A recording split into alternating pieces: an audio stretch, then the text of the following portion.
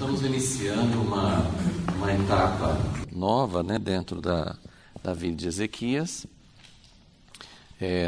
No seu esboço, eu coloquei aqui também aqui na frente, para a gente poder colocar assim, os pontos principais da vida de Ezequias. Eu já mencionei algumas vezes que Ezequias tem 3 relatos na Bíblia que falam sobre a vida dele. Tem 2 Reis 18, começando no capítulo 18, 2 Crônicas, que a gente tem seguido nas últimas aulas, e depois também tem Isaías, a partir do capítulo 36. Então tem 3 relatos sobre a vida, sobre o reinado, né? Na verdade o reinado de Ezequias. E desses 3 relatos, só o de 2 Crônicas é que fala sobre esse primeiro ponto, que é o que a gente tem estudado nas últimas várias aulas. A gente tem estudado essa restauração do culto a Deus. Então, essa restauração foi 2 Crônicas 29, 30 e 31. 3 capítulos bem extensos e bem detalhados sobre como ele restaurou a casa de Deus, como ele chamou os sacerdotes para voltarem ao serviço de Deus, como eles celebraram a Páscoa, como ele organizou todos os ministérios, os levitas e sacerdotes e as contribuições, enfim, a gente estudou toda essa parte. Então, esse primeiro ponto não tem nos outros relatos, não tem em 2 Reis e também não tem em Isaías. Aí vem toda essa sequência aqui, 2, 3, 4 e 5, tem muito a ver, assim, o acontecimento mais importante, que chama mais atenção no reinado de Ezequias foi quando o povo, quando a Síria invadiu Judá e quase que conquista tudo. O rei da Síria conquistou praticamente todo o território de Judá e só faltava basicamente Jerusalém. E quando estava cercando Jerusalém, Deus fez um grande livramento. Então, esse relato está nos 3, esse acontecimento está nos 3 relatos. Todos os 3 falam sobre isso. É a coisa mais importante que aconteceu assim no reinado de Ezequias. Além dos 3, uma outra coisa importante que vocês precisam saber é que, além dos 3 relatos, olha que riqueza de detalhes sobre Ezequias. Além dos 3 relatos bíblicos, existem muitos relatos, existem muitas evidências, existem muitas coisas que eles descobriram na arqueologia, principalmente da Síria, que fala a respeito de Ezequias. E é bem interessante isso. Tem outros períodos, o rei Acabe aparece em coisas que eles acharam na arqueologia, o Jeú de Israel, outros acontecimentos, mesmo Davi, Salomão tem evidências arqueológicas que comprovam os relatos bíblicos, mas tem muitas coisas na Bíblia que não tem eles não acharam nenhuma evidência, ou não acharam alguma coisa para ajudar a comprovar. Porém, sobre Ezequias tem vários relatos, porque o rei da Síria invadiu Judá e eles tiveram lá os registros, as evidências. Tem uma Bíblia bem interessante, eu recomendo bastante, chama Bíblia de Estudo Arqueológico. É muito, muito boa essa Bíblia para mostrar essas coisas que eles têm descoberto ao longo dos anos. Tem alguns que faz mais de 100 anos que eles descobriram essas coisas, e tem outras coisas que estão descobrindo mais recentemente.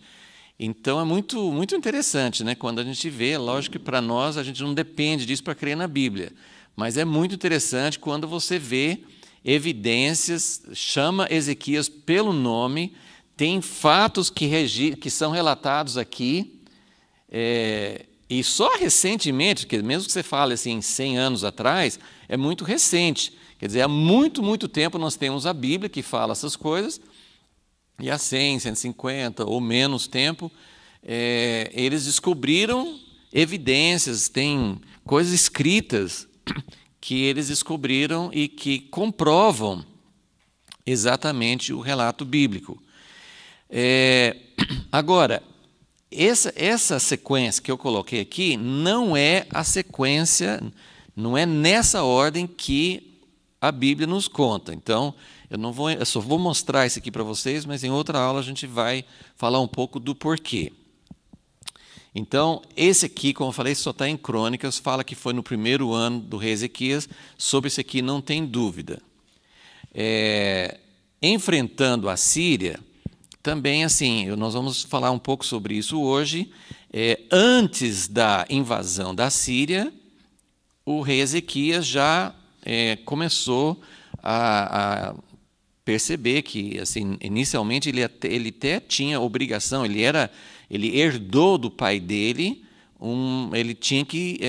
ele era dominado pela Síria e eles tinham que pagar tributo, né? Então isso já era uma realidade quando Ezequias assumiu o trono. Mas ele começou a enfrentar a Síria e pensar na possibilidade de não pagar mais tributo e de se tornar independente. Mas isso foi um processo que levou alguns anos, também não tem muita dúvida sobre isso. A questão mais em dúvida são esses outros pontos aqui. Vou até colocar um círculo aqui para vocês entenderem. No relato bíblico, nos 3 relatos bíblicos, vem nessa ordem aqui. O número 5 seria o número 3, ou seja, a invasão da Síria vem logo nessa sequência aqui. E no final, sempre no final, nos 3 relatos, no final é que fala sobre a doença, que Ezequias ficou doente, e o profeta veio e falou, você vai morrer e tal. E ele orou, pediu a Deus, e Deus deu mais 15 anos de vida para ele. É uma história assim, bem interessante, porque ninguém sabe, né? Quase ninguém sabe quando vai morrer. O profeta veio para ele, disse, pode deixar suas coisas em ordem, você tem mais alguns dias, fala o que você quer falar, passa as suas últimas instruções, que você vai morrer. E Ezequias não aceitou, ele não ficou assim, tá bom, vou morrer. Ele ficou muito triste, chorou, e a Bíblia conta assim, a oração dele e tudo. E aí Deus mandou, assim, legal, profeta, né? O profeta vem e fala uma coisa, aí o homem ora, aí Deus fala assim, não, fala com ele que não é daquele jeito, né? Aí o profeta tem que vir e falar outra coisa. Não, então, eu ouvi sua oração, você vai receber mais 15 anos de vida. Então, esse é um acontecimento que é relatado na Bíblia no final, sempre no fim. E logo em seguida, assim, faz parte quase da mesma sequência, o rei de Babilônia, não é a Síria, o rei de Babilônia, mandou mensageiros para Ezequias, depois que ele sarou, né? E a cura de Ezequias tem, além de ser uma coisa que Deus falou, você vai morrer, era uma doença fatal, aí ele foi curado, e ele até pediu um sinal, e o sol voltou, né? O sol, em vez de descer no horizonte, subiu, né?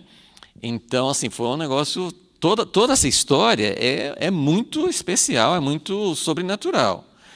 Mas logo depois veio uma parte que seria assim, a parte ruim, a parte negativa da vida de Ezequias, que foi quando vieram os mensageiros de Babilônia e o rei Ezequias recebeu, mostrou todos os tesouros, ele quis, acho que, impressionar, e aí Isaías veio com outra mensagem e falou com Ezequias, o que você fez? Você estava mostrando tudo? Ezequias falou, eu mostrei tudo para eles. Aí o profeta falou assim, pois Deus falou comigo que tudo que você mostrou para eles vai ser levado para o cativeiro, mas não nos seus dias. E Ezequias teve uma reação muito ruim a isso. Não vai acontecer na minha vida, que bom, né? Então, assim, essa é uma parte, assim, todos os reis, né, todos os homens de Deus têm alguma coisa ruim. Né? A Bíblia não esconde os erros e os defeitos dos servos de Deus. Isso é uma coisa impressionante, porque muitas outras, quando eles procuram evidências de registros de outros reis, de outros países, mesmo essa história aqui, ó, a da invasão da Síria. No final, o anjo do Senhor sai e mata o exército inteiro da Síria. Foi um acontecimento muito sobrenatural. Essa parte eles não acham nos registros lá arqueológicos da Síria. Eles não contaram essa parte. E os próprios estudiosos falam assim, isso é normal. Naquele tempo, eles não eram tão preocupados, naquele tempo e hoje também, né? Eles não eram tão preocupados em contar a verdade toda.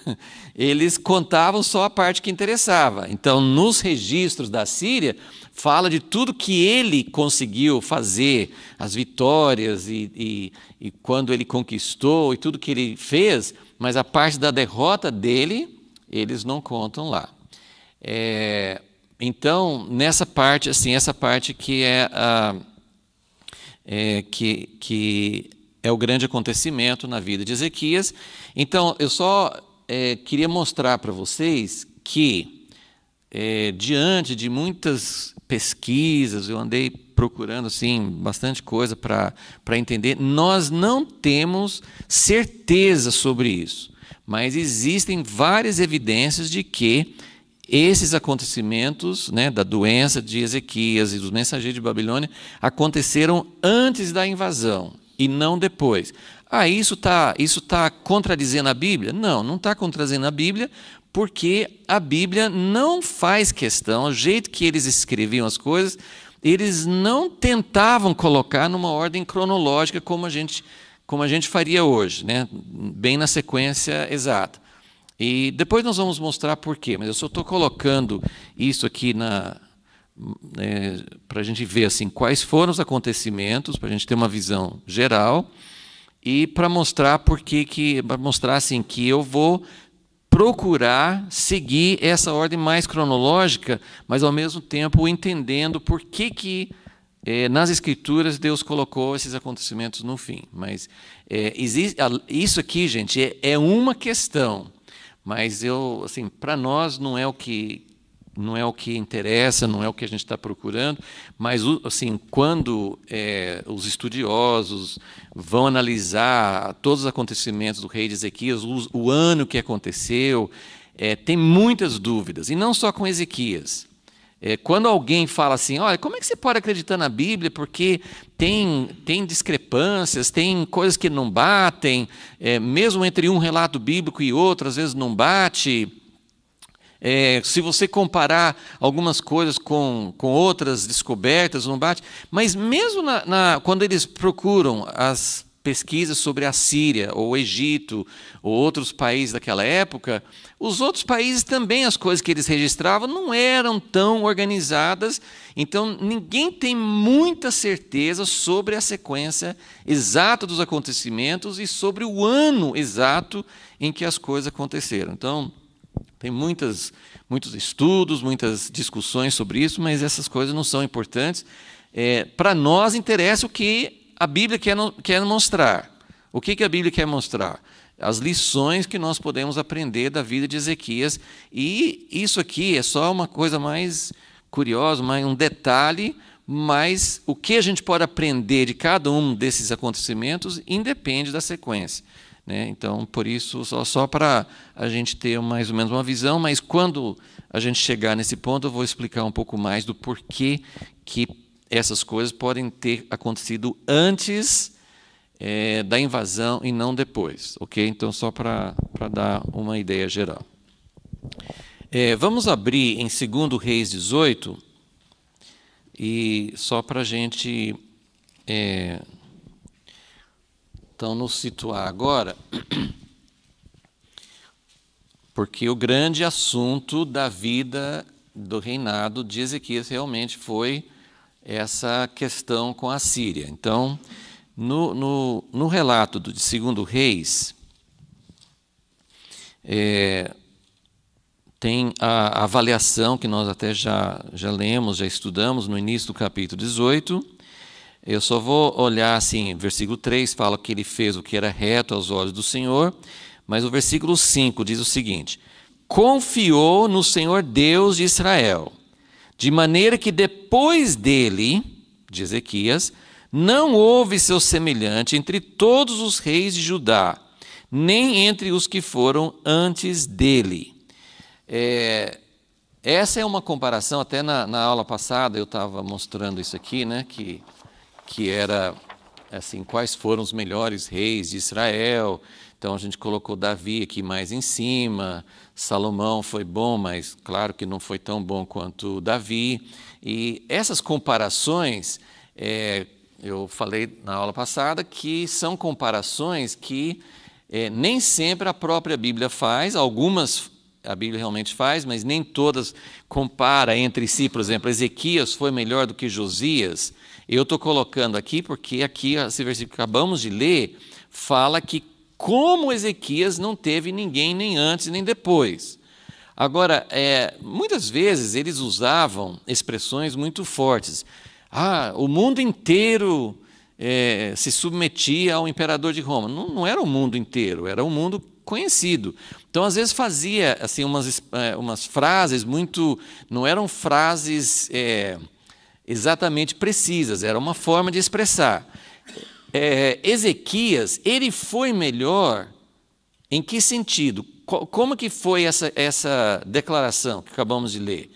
Porque ele confiou no Senhor. Outros reis, olha aqui, eu estou colocando, esses aqui foram os melhores reis. Eu coloquei Israel, mas depois de Salomão, esses aqui são de Judá, só do reino de Judá. Mas Davi, Salomão, claro que foram os reis mais destacados, que sempre se lembra. Salomão está aqui, ele no início foi um homem temente a Deus, ele fez muita coisa que agradou a Deus, ele não teve um final bom, mas ele teve um governo que é lembrado em toda a história de Israel como o período mais glorioso, o período de maior domínio, né? Tudo como resultado do que Davi tinha feito. Mas aí depois do reino dividido, nós temos Asa e Josafá, que foram os melhores reis que nós vimos até agora, e agora estamos vendo Ezequias e vamos ver daqui para frente, depois, daqui a um tempo, o rei Josias. Mas Ezequias é colocado, estou colocando Ezequias aqui como o melhor rei, estou colocando aqui num patamar acima de Asa e Josafá e mesmo acima de Josias, porque ele fez essa reforma, essa restauração do culto a Deus. Foi algo muito detalhado que a Bíblia coloca assim numa proporção diferente de todos os outros reis nesse período do reino dividido, e porque ele teve esse momento em que ele enfrentou um exército enorme da Síria e confiou em Deus. Então, esse texto, segundo Reis 18:5, afirma que Ezequias foi muito abençoado, foi considerado assim, o melhor rei, porque ele confiou em Deus no momento difícil. Você falar assim, hoje eu confio em Deus, pode não ser muito difícil, talvez você não esteja enfrentando alguma situação. Mas se você estiver num momento ou de enfermidade, ou de problemas financeiros, ou de perigo de vida, sei lá, alguma situação muito forte, e você confia em Deus naquele momento, isso é fantástico, né? Isso é tremendo, quando você confia em Deus no momento do perigo. Aquela famosa pergunta assim, você vai confiar em Deus no momento de tribulação, no momento que alguém chega uma arma na sua cabeça e fala, negue a Jesus, senão você morre? Se perguntar para você hoje, você vai ser fiel a Deus? O que você vai responder? Eu não sei. Eu não sei. Assim, é bom se preparar, é bom dizer, Deus, eu quero confiar em Ti no momento em que eu tenho que dizer se eu confio ou morre, mas a gente só sabe na hora em que enfrenta.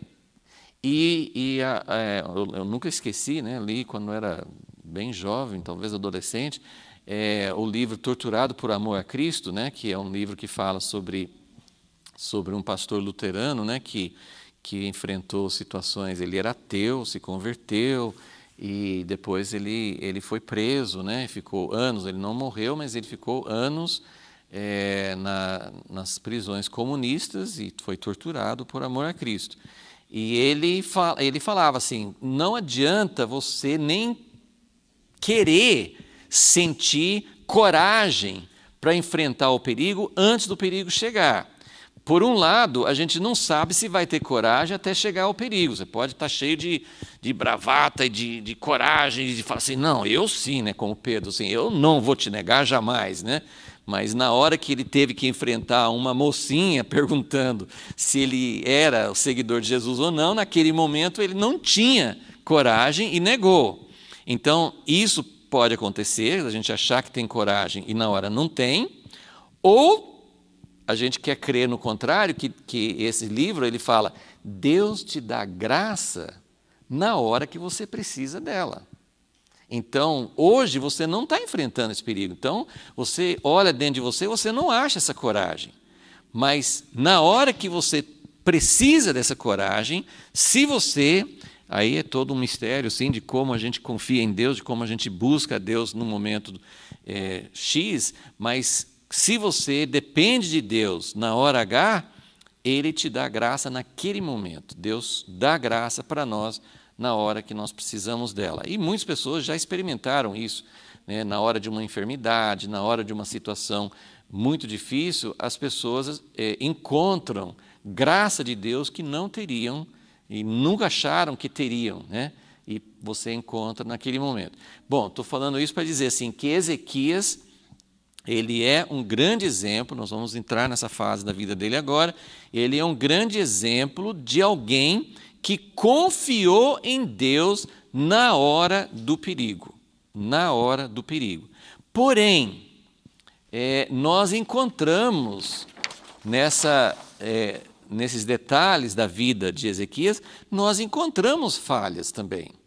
Então, nós vamos começar então, a examinar esses acontecimentos e entender qual foi o caminho de Deus para trabalhar na vida de Ezequias e de prepará-lo para o momento exato. Então, esse início do governo dele foi muito importante, né, porque ele tinha voltado o coração dele, levou todo o país, todo o reino a se voltar para Deus, e isso foi uma grande preparação para aquilo que veio depois. Ok, continuando aqui, então, em 2 Reis 18, ele confiou no Senhor Deus, de maneira que depois dele não houve seu semelhante. Então, eu só queria que vocês lembrassem que talvez Josias foi um rei tremendo também. Então, não está dizendo que Ezequias foi uma pessoa melhor do que Josias. Ezequias enfrentou uma situação diferente de Josias e ele confiou em Deus naquele momento, né? Então, nem todas as comparações valem para todas as áreas. Davi foi um homem segundo o coração de Deus, mas tinha muita coisa na vida de Davi que não era agradável a Deus. Então, a gente sempre tem que entender isso. Versículo 6. Ele se apegou ao Senhor, não deixou de segui-lo, guardou os mandamentos que o Senhor tinha dado a Moisés. Versículo 7. E o Senhor foi com ele, para onde quer que saísse, prosperava. Ok? Então, Deus estava com ele, ele confiou no Senhor, ele buscou a Deus, não só confiou na hora do perigo, mas ele fez ele colocou a vida dele no fundamento certo, ele procurou servir a Deus momento por momento, ele procurou ser fiel à palavra de Deus, aos mandamentos de Deus, e o Senhor foi com ele para onde quer que saísse, prosperava. Segunda parte do versículo 7. Rebelou-se contra o rei da Síria e não o serviu. Bom, esse aqui é um grande exemplo de como assim, a Bíblia tem esse relato geral. Todas essas coisas que está falando aqui nesse início do capítulo são afirmações gerais, não são acontecimentos sequenciais. Então, quando foi que Ezequias se rebelou contra o rei da Síria? Não foi no início do reinado dele. Depois a gente vai ver como isso. Ele se rebelou contra o rei da Síria, mas foi lá na frente. Mas eu estou lendo aqui agora para vocês entenderem que a Bíblia coloca no seguinte contexto, que Deus estava com o rei Ezequias e que, pelo menos dentro desse contexto, o que a gente consegue entender é o fato de Ezequias ter se rebelado contra o rei da Síria foi algo de Deus, porque acabou de falar assim, Deus estava com Ezequias, o que ele fazia prosperava, e aí coloca nesse contexto, ele se rebelou contra o rei da Síria. Então, porque nem sempre Deus aprovava. Nós vamos ver vários momentos, já vimos situações no reino de Israel, das 10 tribos, em que, quando o povo está enfrentando uma situação, agora presta bem atenção, porque isso aqui é o ponto que eu acho que é o mais importante para a gente aplicar para o nosso tempo de hoje. O rei Ezequias vive numa época em que as nuvens estão ficando escuras. O reino das 10 tribos, o reino de Israel, já foi. E a mesma potência, o mesmo país, o mesmo império que atacou as 10 tribos e levou para o cativeiro, agora está vindo contra Judá. Então as nuvens estão ficando muito escuras, anunciando juízo. Nós vamos ver outras coisas que vão comprovar isso. Então, qual que é a comparação com o nosso tempo de hoje? São situações bem diferentes. Porém, o que nós estamos enxergando no horizonte? Talvez as nuvens não estejam tão escuras, ou talvez estejam, não sei, é difícil a gente analisar. Mas que tem nuvens chegando no horizonte, tem.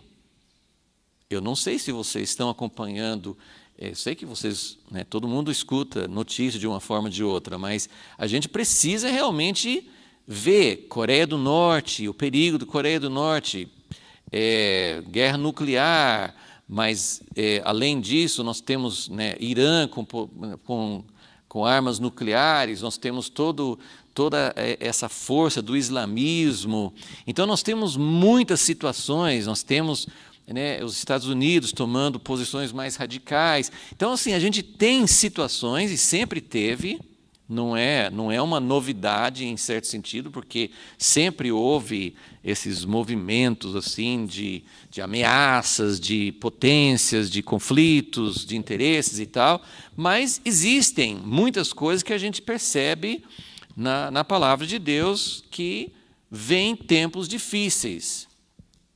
E a nossa obrigação, o nosso chamado como igreja é buscar a Deus. E buscar a Deus para que Deus não faça vir sobre nós, para que Deus afaste essas nuvens, para que Deus seja gracioso para conosco, para com nosso país, com o mundo de hoje, com as nações. Nosso desejo é, Deus, não deixe isso acontecer agora. Mas em algum momento vai acontecer, porque a Bíblia fala assim, para Jesus voltar, porque a gente quer, Deus, não deixa acontecer essas coisas, livra o Brasil, coloca governantes no Brasil que são tementes a Ti, e assim por diante. Sim, isso é um mandato bíblico, Romanos fala sobre isso, orai, 1 Pedro, orai pelos governantes, peça a Deus que haja paz, peça mais tempo, Deus não quer que ninguém pereça, você quer que Jesus venha, você quer que Jesus estabeleça seu reino, mas tem muita gente que não está preparado para isso. Então, de alguma maneira, nós queremos que Jesus venha, mas nós também queremos que Deus seja gracioso e que muitas pessoas cheguem à graça de Deus também antes do momento final. Então, são tensões, Eu quero que Jesus venha, mas eu não gostaria que Ele exercesse juízo sobre tantas pessoas que não estão preparadas hoje. Então, a gente tem duas orações. Jesus, venha, mas ajude que haja uma porta aberta, que muitas pessoas sejam alcançadas, que as pessoas estejam preparadas, né? Mas o que eu quero dizer aqui é, em algum momento, as nuvens vão trazer o juízo de Deus. Em algum momento vai acontecer tudo que está previsto nos profetas, no livro de Apocalipse, vai acontecer. E então, como Ezequias, nós estamos no momento, sempre a gente precisa saber, Deus, em que momento nós estamos? Mas a lição de Ezequias é, ainda que venha o tempo de juízo, nós precisamos orar e buscar a Deus para que nós estejamos preparados e para que muitas pessoas possam também se preparar, ok? Então, Ezequias, ele fez o que era certo, né? Essa questão de se rebelar, de enfrentar a Síria, de acordo com esse texto, está certo, ok?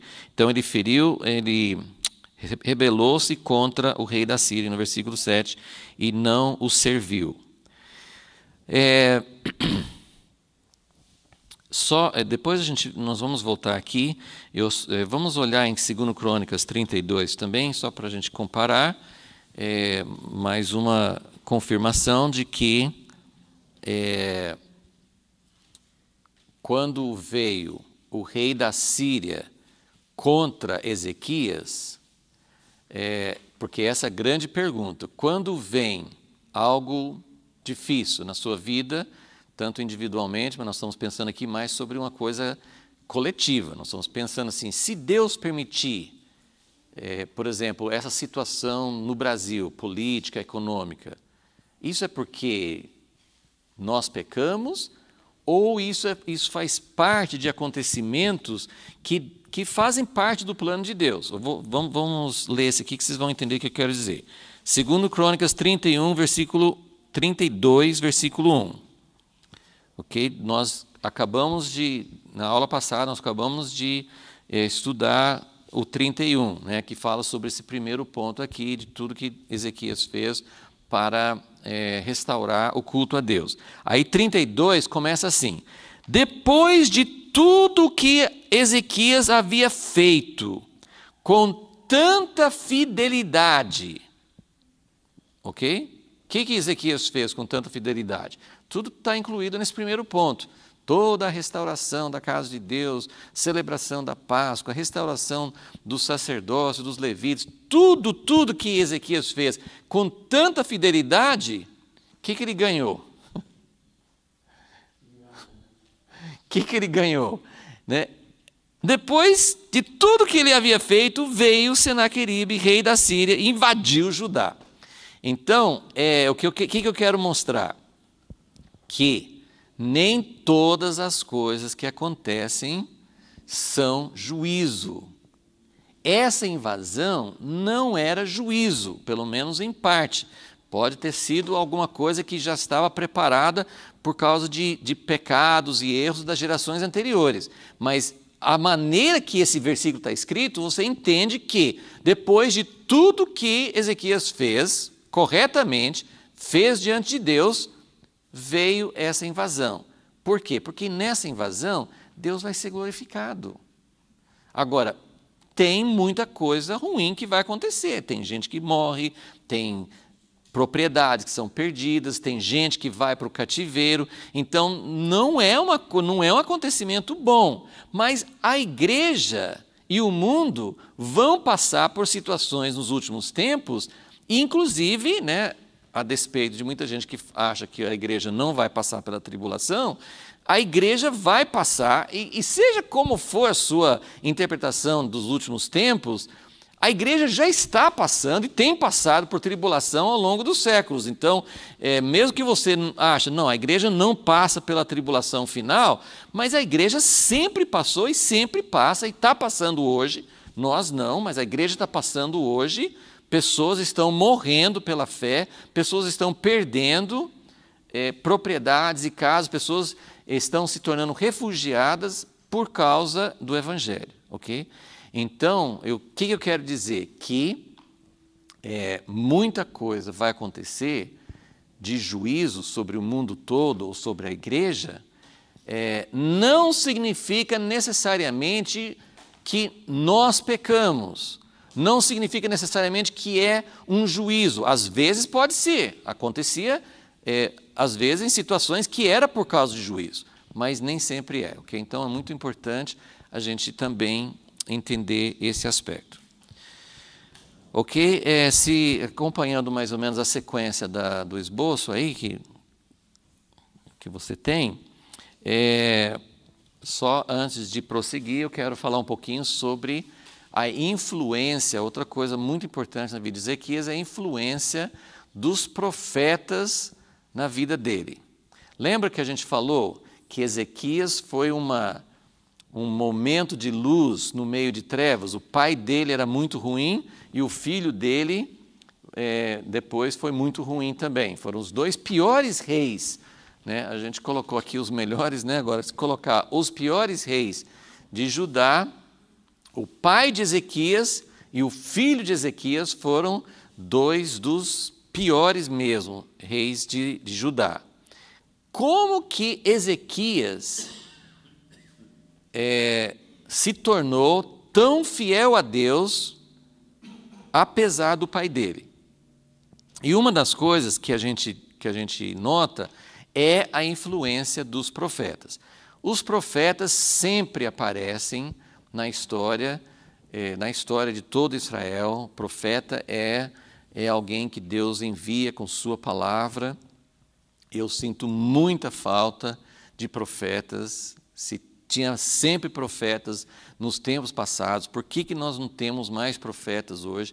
Tem muita gente que se acha profeta, tem pessoas que realmente são voz de Deus, eu creio que tem profetas hoje, mas a gente sente falta, por causa talvez da situação da igreja ser tão dividida, a gente sente falta de uma palavra clara. Tem muitas situações que a gente vive no nosso mundo hoje, situações políticas, né? Tudo que a gente tem vivido no Brasil nos últimos anos, situação política, a situação que envolve outros países, como os Estados Unidos e outros países também. Eu sinto muita falta de uma voz verdadeiramente profética.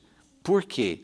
Porque nesse tempo, nos tempos da Bíblia, os profetas falavam, talvez naquela época também muita gente não acreditava e não achava que tinha uma voz de Deus, mas pelo menos assim, para nós, hoje, na leitura das Escrituras, nós vemos que tinha profetas que falavam o que Deus pensava sobre as situações.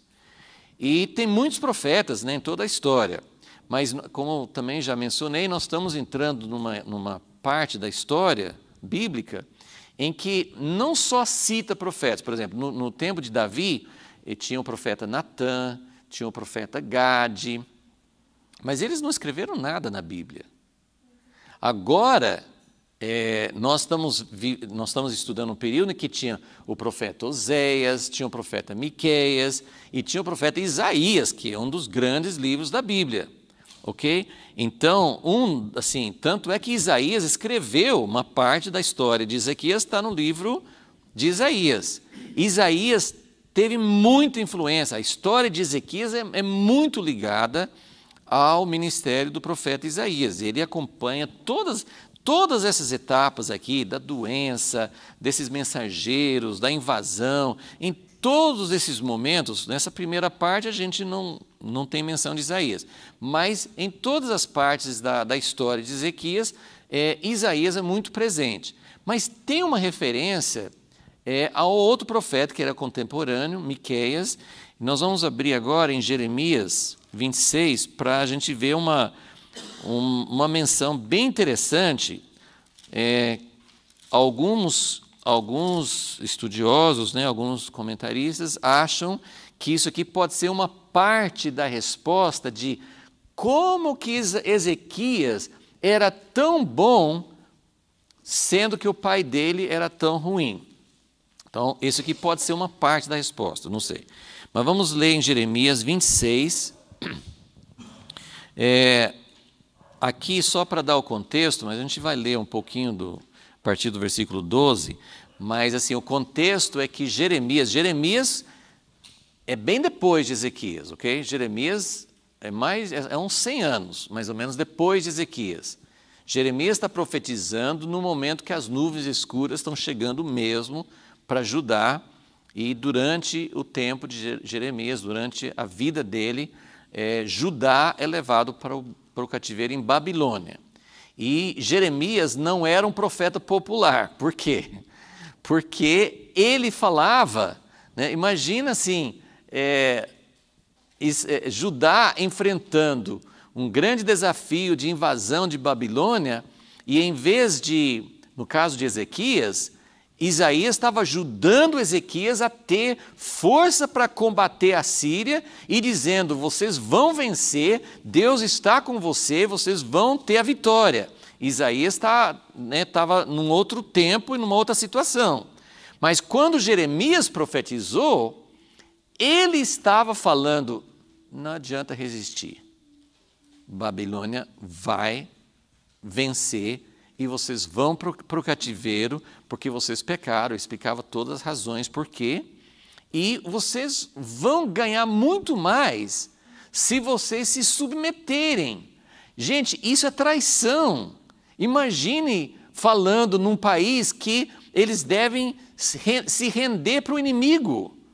Era uma coisa. Então, aqui nesse capítulo 26, eles estão ameaçando matar Jeremias, porque ele estava profetizando essas coisas. Então, nós vamos ler no versículo 12. Jeremias, porém, disse a todos os príncipes e todo o povo, o Senhor me enviou a profetizar contra esta casa, contra esta cidade, todas as palavras que ouvistes. Agora emendai os vossos caminhos e as vossas ações, e ouvi a voz do Senhor vosso Deus. Então se arrependerá o Senhor do mal que falou contra vós. Se você acompanha o livro de Jeremias, o livro de Jeremias também não é cronológico, tá? Tem capítulos, assim, não está na sequência. Mas você vai encontrar em Jeremias momentos que fala isso. Ainda tem tempo. Se vocês se arrependerem, pode ser que não aconteça.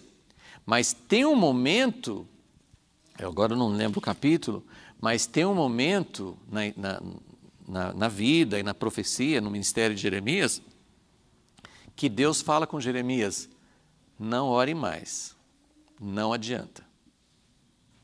Não adianta, porque já está decidido, o povo vai para o cativeiro. Mas aqui ele ainda está dizendo que tem tempo. Então, a gente tem que saber, né? Assim, por isso que o profeta é tão importante. É momento de clamar a Deus? Claro, sempre clamar a Deus, mas clamar a Deus por livramento, é momento, ainda pode mudar essa situação? Nós podemos ter, né, uma situação de melhora, né? Por exemplo, aqui no Brasil, os governos e a tendência do mundo, o governo do Brasil incluindo, e não só o governo, a sociedade do mundo inteiro, estamos caminhando cada vez mais para uma situação pior. Mas tem tempo para ter uma melhora? Tem, porque esses reis, esse tempo que nós estamos estudando, Ezequias e depois Josias, eles não mudaram o destino final, que o juízo viria, mas eles ganharam mais tempo. E muita gente se voltou ao Senhor. Eles ganharam muita gente antes do juízo. Então foi muito válido o que aconteceu com Ezequias e Josias, porque muita gente voltou o coração para o Senhor. Então ele está dizendo, se vocês ouvirem, Deus pode se arrepender do mal que profetizou contra vós. Versículo 14, quanto a mim, estou nas vossas mãos, fazei de mim conforme o que for bom e reto aos vossos olhos. Sabei, porém, com certeza, se me matardes, que eles estavam falando de fazer isso, trarei sangue inocente sobre vós, sobre esta cidade e sobre os seus habitantes, porque, na verdade, o Senhor me enviou a vós para dizer aos vossos ouvidos todas estas palavras. Então, ele fez uma espécie de apelo, né? Ele disse, eu estou nas suas mãos, vocês podem fazer o que quiserem, mas se vocês me matarem, eu sou uma pessoa inocente, porque Estou apenas falando o que Deus mandou. Aí, versículo 16. Então disseram os príncipes e todo o povo aos sacerdotes e aos profetas: este homem não é réu de morte, porque em nome do Senhor nosso Deus nos falou. Também se levantaram alguns dentre os anciãos da terra e disseram a toda a congregação do povo. Então, esse é o ponto que eu queria mostrar para vocês, que é um fato pouco conhecido, né? Geralmente a gente não menciona isso, nem toma conhecimento. Mas olha que coisa interessante. Miqueias é o Miqueias da Bíblia, do livro profético, que escreveu o livro de Miqueias. Miqueias, o morastita, profetizou nos dias de Ezequias, rei de Judá, e disse a todo o povo de Judá: assim diz o Senhor dos Exércitos. Você pode achar isso na Bíblia, você pode achar isso em Miqueias 3:12, parece. Está lá essa profecia que Miqueias disse. Assim diz o Senhor dos Exércitos: Sião será lavrado como um campo, Jerusalém se tornará em montões de pedras, e a colina do templo num monte coberto de mato. Então, Miqueias fez uma profecia arrasadora. Mas o que aconteceu? Versículo 19. Mataram-no Ezequias, rei de Judá, e todo o Judá. Antes não temeu este ao Senhor e não implorou a favor do Senhor, e o Senhor não se arrependeu do mal que falara contra eles. Estamos fazendo um grande mal contra as nossas almas. Então, o que nós não sabemos é exatamente em que ponto da história de Ezequias, Miqueias falou isso. Ok? Existe um pensamento, né, assim, é uma possibilidade. Como a gente não sabe, a gente fica especulando. Não dá para ter certeza, mas são pensamentos, né? Miqueias profetizou, se você olha no livro de Miqueias, o primeiro versículo, fala que ele profetizou também no tempo do pai de Ezequias, Acás. Essa profecia pode ter sido dada no tempo do pai dele. Aqui fala nos dias de Ezequias, mas talvez Ezequias era um moço ainda. Porque, assim, pensa comigo, Ezequias começou, de acordo com Crônicas, ele começou no primeiro dia do reinado dele, no primeiro ano, no primeiro mês, no primeiro dia. Ele começou, ele já tinha no coração dele o que ele ia fazer. Quem colocou isso no coração de Ezequias? Né? A Bíblia não fala, então qualquer ideia vai ser só um pensamento, não dá para ter certeza. Mas, de alguma maneira, ou antes de Ezequias assumir o trono, ou em algum momento, aqui fala, era um fato, esse relato aqui, como diz, é mais ou menos 100, 120 anos depois de Ezequias, essa história aqui de Jeremias. Então, eles sabiam, era um fato conhecido, eles estavam guardando, eles tinham esse fato na memória deles, que eles falaram assim: não vamos matar Jeremias. O que aconteceu no dia de Ezequias, há mais de 100 anos atrás? Aconteceu isso, que Miqueias deu uma profecia, também falou muito mal do que ia acontecer com Jerusalém, falou que não ia ter habitante, que ia se tornar um campo lavrado, que ia ser destruição total. Mas Ezequias não matou Miqueias porque ele falou isso, e se colocou, se arrependeu, buscou a Deus, e Deus não fez o que Miqueias tinha profetizado. Então, é muito interessante essa menção aqui, só para a gente entender que Ezequias, e era assim que Deus queria. Eu tenho falado várias vezes assim, sobre a importância. No Velho Testamento nós temos 3 cargos diferentes: rei, sacerdote e profeta. Jesus reúne todos nele mesmo. Jesus é rei, Jesus é sacerdote e Jesus é profeta. Mas nós, os homens, nós não podemos. Isso é uma coisa proibida no Velho Testamento e no Novo também, que uma pessoa tente concentrar em si mesmo todas essas funções. Ezequias era o rei. Por que Ezequias foi abençoado por Deus? Porque ele deu importância para o ministério sacerdotal. Ele não tentou ele ser sacerdote. Ele ajudou os sacerdotes a entrar na sua função, e todas as funções, como a gente já estudou, né? Levitas e músicos e porteiros, e cada um na sua função. Então, ele deu importância para o ministério sacerdotal e ele deu importância também para o ministério profético.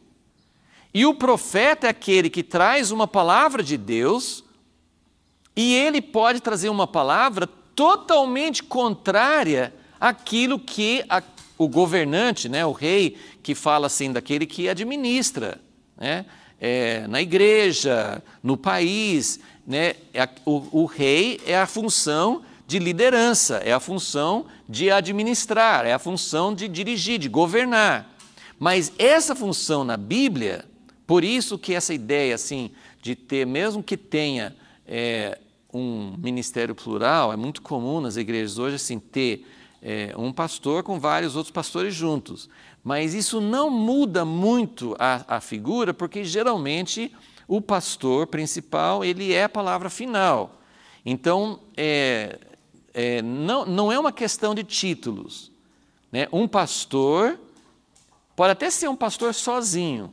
Se ele é um homem que escuta a voz de Deus através dos profetas, se ele é um homem que não procura governar sozinho, Deus abençoa, como abençoou Ezequias.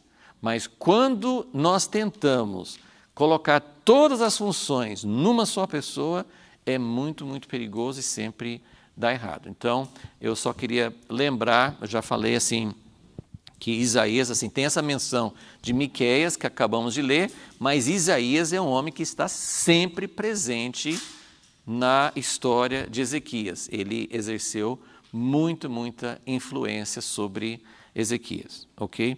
Então, essa influência profética sobre o ministério, sobre o reinado de Ezequias, foi uma das grandes causas de Ezequias ser um homem abençoado por Deus e dele ter caminhado como Deus queria.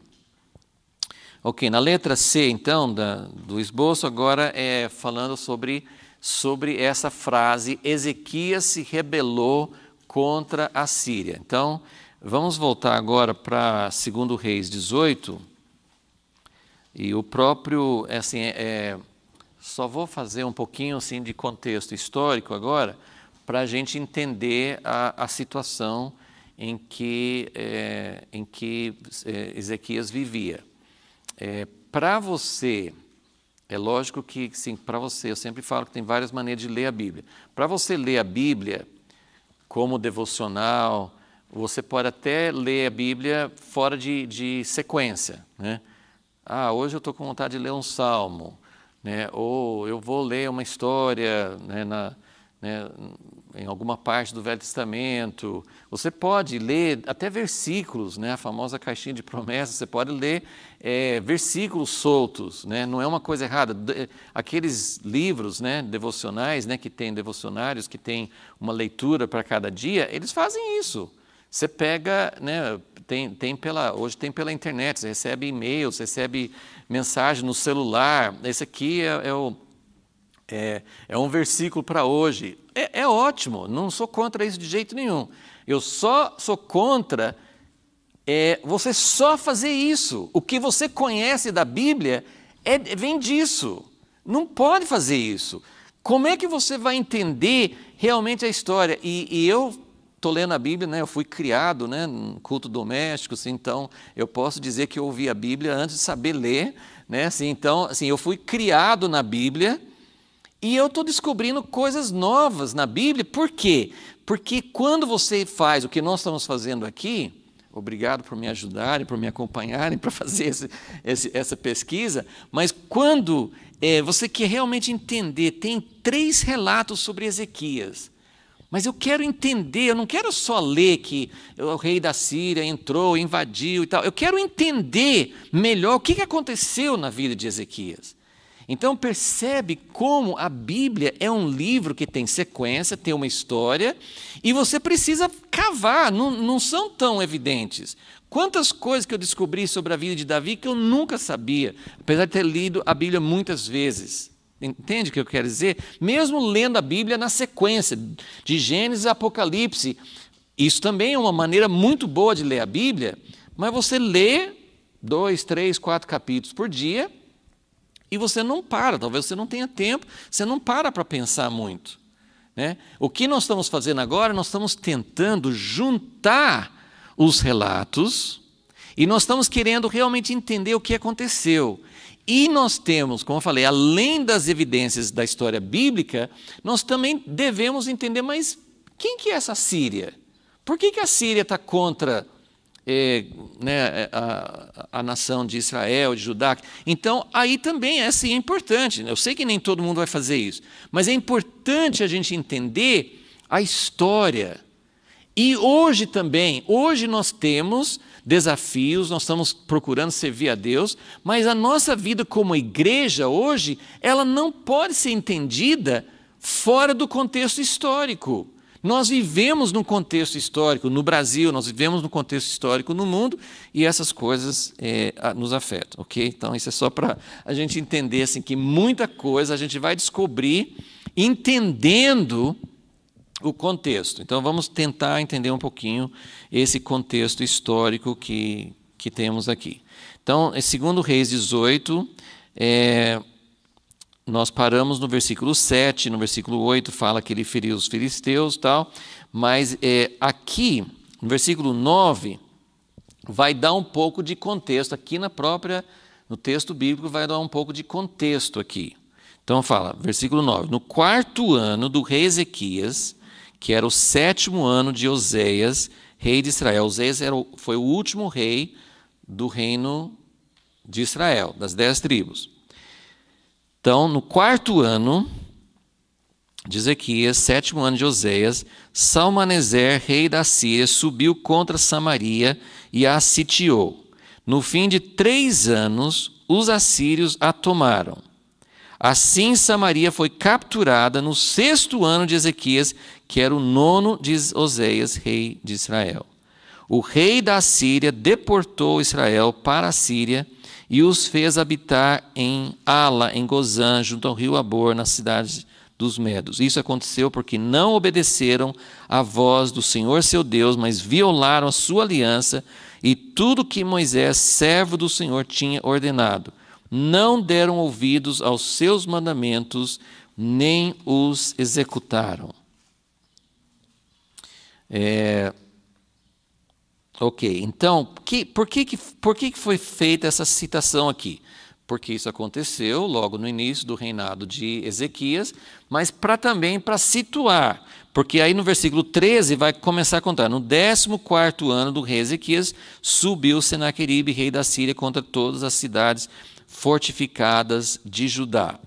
Então, o que está acontecendo aqui? Em linhas gerais, é que quando o rei Ezequias, eu não vou tentar falar muitos detalhes, que eu sei que vocês não vão guardar, e às vezes até confunde a nossa cabeça. É importante assim, a gente pegar um pouquinho de contexto para a gente entender a história. Mas a história é essa, que nessa época, a grande potência do mundo não era o Egito, não era a Babilônia, era a Síria, e não era a Síria. Então, é por isso que vocês têm um mapinha aí, para vocês poderem situar. Eu presto o seu só para poder mostrar. Esses mapas, às vezes, na sua Bíblia, às vezes até tem mapas semelhantes, né? Então, aqui no mapa, você tem, que eles não colocaram assim separados, mas só para você poder identificar, você tem, está vendo Jerusalém? Jerusalém é a capital de Judá. Então, é aqui que Ezequias tem o seu reinado e o território imediatamente em volta de Jerusalém é o reino de Judá. É bem pequenininho. Você olha nesse mapa, assim, seria um círculo muito pequeno. Aí, ao sul, você tem o Egito, Mas voltando para Jerusalém, subindo ao norte de Jerusalém, tem Samaria. Samaria já não faz parte de Judá. Samaria era a capital das 10 tribos, ok? Então, exatamente o que nós acabamos de ler nesse texto de 2 Reis 18, que no quarto ano, né, de Ezequias, o rei da Síria, está vendo a Síria? Bem ali perto de Nínive, Assur, a Síria. Essa parte, hoje, no mapa de hoje, é Iraque. Tanto a Síria, que fica mais ao norte, está vendo Babilônia também? É mais ao sul, mas tudo isso aí faz parte do Iraque hoje. E aí, onde você está vendo, porque esse risco que você vê em volta são os limites do Império da Síria. Mas você vê aí mais assim à sua direita, Elão com Suzã, uma parte fazia, né, essa parte fazia parte do Império da Síria, mas mais ao norte tem Média. Elão e Média fazem parte do que hoje é Irã, tá? A Pérsia, né, Irã. Mas então nesse tempo, Babilônia, que está ali ao sul, nessa época de Ezequias, Babilônia não era muito forte. Mas no tempo de Jeremias já inverteu. A Síria era fraca e Babilônia era forte. Então ia mudando, né? Então nessa época a Síria tem todo esse território que vocês estão vendo dentro desse círculo grande. E só para você se situar, voltando para Jerusalém, você tem Jerusalém, Samaria e Damasco. O que é Damasco? Damasco não é parte de Israel. Damasco faz parte do país que até hoje se chama Síria. Então, não fazer confusão entre Síria e Assíria. Mas no tempo agora de Ezequias, Síria, as 10 tribos, Babilônia, Egito, todo mundo está debaixo do controle da Assíria, ok? Então, isso aqui é só para vocês terem mais assim, uma ideia, conseguirem situar quem é quem na história. Tá? Agora, só para dar um pouquinho de fundo histórico e já estamos terminando. Porque aqui nós estamos, assim, eu queria só dar um pouquinho de contexto dos acontecimentos. Esse aqui agora são coisas que não relatam na Bíblia, mas que é importante entender. Então, o que aconteceu? Quando Ezequias se tornou rei, poucos anos depois, o rei da Assíria, veio e terminou de conquistar Samaria, e as 10 tribos foram para o cativeiro. Depois disso, né, e Acaz, o pai de Ezequias, ele não foi conquistado, porque quando os países se submetiam e pagavam os impostos, os tributos, o rei não importava. O importante era ele dominar e ter o rendimento. Então, Acaz, o pai de Ezequias, ele também pagava tributo. Ezequias, quando ele assumiu o trono, também pagava tributo. Por que fala assim? Ezequias se rebelou. Porque antes ele pagava tributo. Aí chegou um momento, não ainda no início, chegou um momento em que Ezequias falou assim, não vou pagar mais. Aí vem problema. Porque... E nesse tempo, depois nós vamos ver alguns textos em Isaías que falam sobre isso, mas hoje não vai dar tempo. Mas levou mais ou menos 20 anos. Bom, aqui fala assim, no 14º ano de Ezequias, mas tem vários problemas com a cronologia. Mas vamos dizer assim, de 14 a 20 anos, levou para o rei da Síria invadir. E nesse meio tempo, houve várias revoltas dos países, né, da Palestina, do Egito, de Babilônia. Vários países começaram a se revoltar, a se rebelar contra a Síria. E isso ganhou um certo tempo. Tá? Então, é mais ou menos só para a gente ter, assim, na semana que vem não. Semana que vem não tem aula. Tá? Semana que vem vai ter uma conferência com judeus messiânicos em Sorocaba, então não estarei aqui, então não vai ter aula aqui. Mas na próxima aula a gente vai continuar. Senhor Deus, nós queremos que o Senhor nos mostre cada vez com mais clareza, ó Deus, esses acontecimentos para podermos entender os teus caminhos. Ó Deus, nós queremos aprender com Ezequias, porque ele foi um rei que aprendeu a confiar em Ti, mesmo nesses momentos tão difíceis. Ajuda-nos, Senhor, ó Deus, a entender os Teus caminhos, entender esses acontecimentos e a saber como aplicar na nossa vida. Pedimos a Tua ajuda, em nome de Jesus. Nos abençoe, que possamos caminhar na Tua presença e que a Tua igreja, no Brasil e no mundo, possa saber como também confiar em Ti, como andar no meio desses tempos difíceis. Pedimos em nome de Jesus. Amém.